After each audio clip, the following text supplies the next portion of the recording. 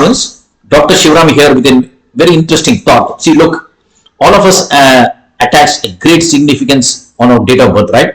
It was a day when we came actually on the planet, right? Correct? That's what they say.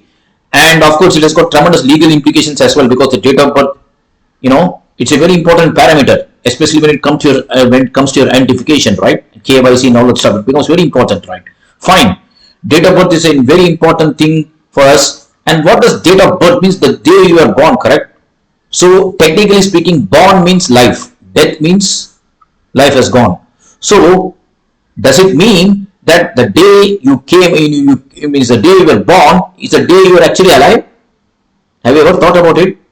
See, before you were born, before you came out of your mother's womb, weren't you not there 9 months inside the mother's womb? Were you not alive? You were not dead there. You did not suddenly become alive when you came out of the womb. You were still alive in the womb also, right? In fact, you were alive right from the time and date of conception. When your father's sperm met your mother's ovum, from that time the embryo was formed. From that, the single cell embryo, from that time itself you are actually alive. That's you, nobody else. And you spend 9 months inside the womb. You are alive, right?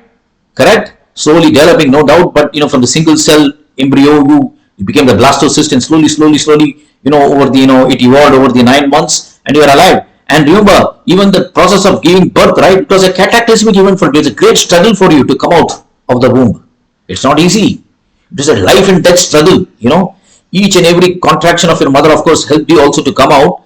But still, that was not enough. You were struggling. It was a life and death struggle. In fact, in the olden times, many children they died during the process of giving birth. Even the mothers also died, right? So that's how it was. But you don't remember none of that, right? Because your brain's neuronal process had not yet developed to that point where you can remember those things. But you were alive there, right? So all of us are actually 9 months older than what we are, right? So if you are like 20 years of age, it will be 20 years and 9 months, because at 9 months inside the womb, nobody counts, and your actual birth and time of birth is the time and date of conception. But of course, it is very, very difficult to know, right, when that happens, because nobody can go inside a woman's body and find out what's happening. Even they themselves don't get an immediate idea that they have become pregnant. Only it takes around close to 1 month or 2 months before they realize that they are pregnant, right? Okay? Or these days you got tests and everything to do that, but they don't immediately realize when the conception has happened, right? So legally, what the easiest thing is, they told, okay, fine, we will define birth as the time and the date when the baby actually comes out of the womb. So that is for technical reasons, that's all. So that is not actually your birth. Your birth is your conception, right? Have you ever thought about it?